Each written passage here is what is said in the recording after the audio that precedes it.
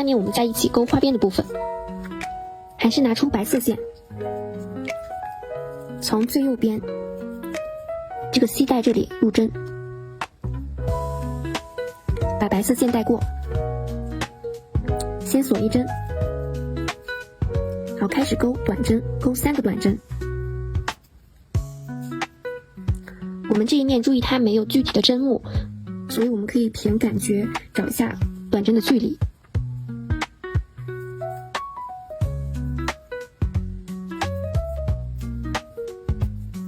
3个短针勾完后，我们锁3针，再勾1个短针，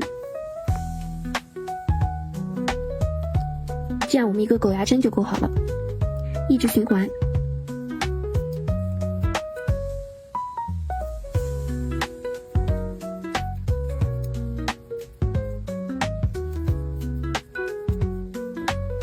勾到这个尖尖的部分时候，我们不勾狗牙针，一直勾短针，把它绕过去。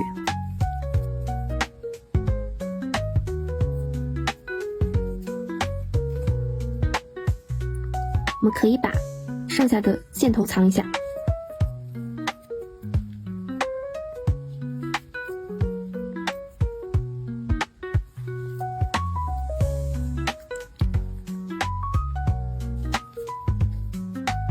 短针勾到跟对面差不多位置的时候，我们继续勾狗牙针。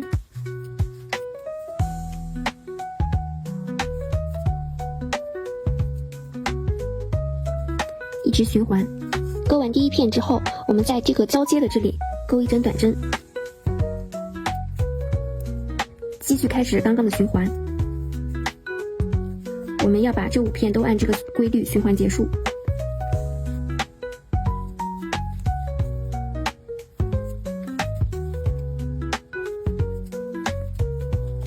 最后一个短针勾完之后，我们锁1针，断线，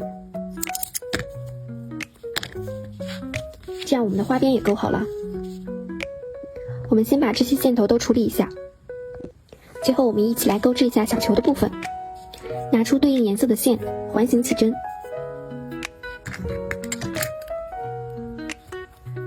把线带过后锁3针，在大圈内勾8个未完成的长针。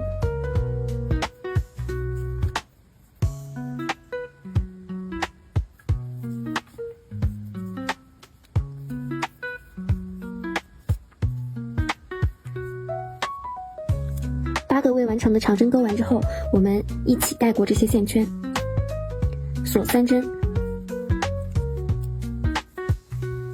在大圈里引拔，引拔后锁1针，断线，把线圈拉紧，这样我们一个小球就做好了。我们来做一下小球与我们主体的连接。缝合针穿过这个尖尖，把小球上面的一根线穿过缝合针，带过，带过之后反过来将2个线头打结，打结完把线头剪断，这样我们的小球就连接好了。我们一共勾5个颜色不同的小球与主体进行连接，这样我们的5色彩鸡围脖就钩织好啦。下期再见啦！